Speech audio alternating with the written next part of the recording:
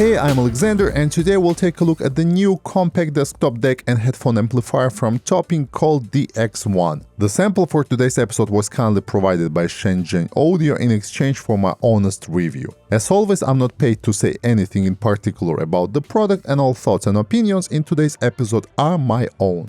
DX1 is a new compact desktop DAC and headphone amplifier from Topping. At the heart of the device we have a new AK4493S DAC chip from AK. DAC supports PCM decoding up to 384 kHz at 32 bits. It has a native support for DSD256, XMOS USB controller, 2 gain modes, and comes in 2 different colors. DX1 comes shipped in a black carton box with a Topping branding on top. Inside the box we have DX1 DAC amplifier, we have USB-A to USB-B cable, we have user manual and a warranty card. Now let's talk about technical specifications, and we'll take a look at the DAC part of the device first. Total harmonic distortion is below 0.0002%, signal-to-noise ratio is 120 dB, dynamic range is 120 dB, channel crosstalk is -112 dB, channel balance is rated at 0.3 dB, and output impedance of the DAC part is 22 ohms. Now let's take a look at technical specifications of the amplifier. Total harmonic distortion at 200 mW at 32 ohms is below 0.0003%, signal-to-noise ratio is 118 dB, dynamic range is 118 dB, frequency response is from 20 Hz to 20 kHz, channel crosstalk is -86 dB, and the amplifier has 2 gain modes, -2 dB and +12 dB. The maximum output power is 280 mW at 32 ohms, 190 mW at 64 ohms, and 51 mW at 300 ohms. Now let's talk about design and build. DX1 is one of the most compact desktop DAC amps that I have tested so far. The unit is just 100 mm long, 32 mm high, and 98 mm deep.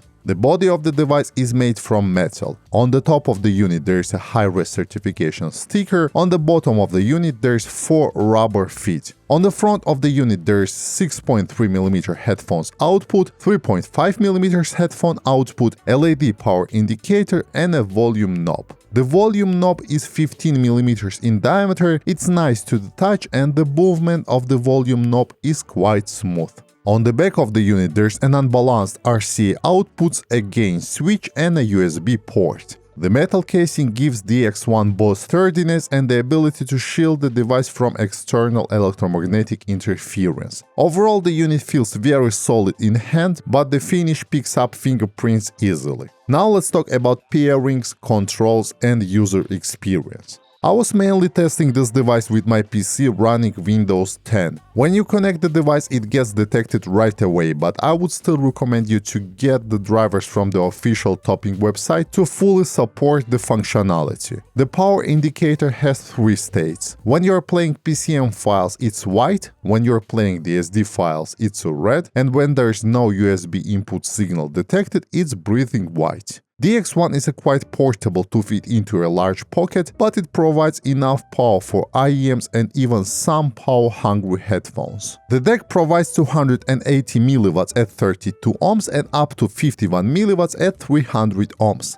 In my tests, I was mainly using this DAC in a high-gain mode. With my IEMs, I rarely turned the volume knob past 9 o'clock, and I also didn't notice any audible noise with IEMs, which was really good.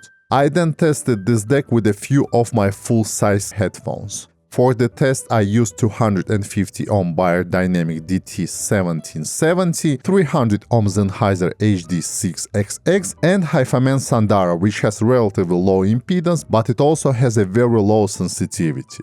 With this trio, I rarely turn the volume past 1 PM to reach my comfort levels of volume, but with some really quiet recordings, I turned the volume up to 3 o'clock. All 3 pairs of headphones sounded wonderful, and I still had some headroom left. Still, I wouldn't recommend to use this DAC amp with headphones that have impedance higher than 300 ohms, but with less demanding full-size headphones, DX1 performs really well and has a lot of headroom left. Now a couple words about sound signature. The DX1 surprised me with its punchy, resolving, yet very lush and musical sound. As a rule, devices from topping measure well, which is also the case with DX1, but they tend to have a sterile and analytical sound. With DX1 the situation is different. I don't know what exactly topping did here, but this device sounds so musical, it's really hard to stop listening to it. I kept switching forward and backwards between topping DX1 and my topping D10S, SMSL SU6 and my Moto M2, all of which are based on different DAC chips from ESS, and yet DX1 sounds the most musical out of the bunch. I'm not sure if it's the AK4493S DAC chip implementation, amplification circuit or both, but the result is a natural, clean, transparent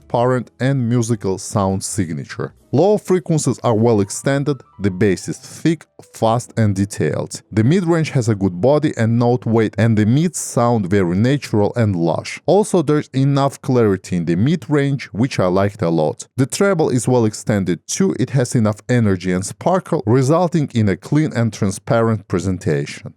Let's summarize. DX1 is a small yet very capable, musical and clean sounding DAC.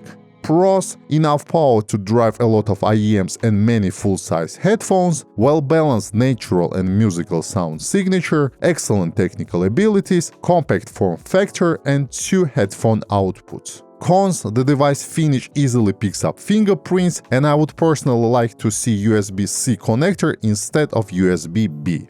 Overall, I think that topping managed to make an excellent entry-level device which can easily become an endgame for some listeners. It pairs well with many headphones and it particularly shines with the warm-sounding headphones, offering detailed yet lush and laid-back sound presentation.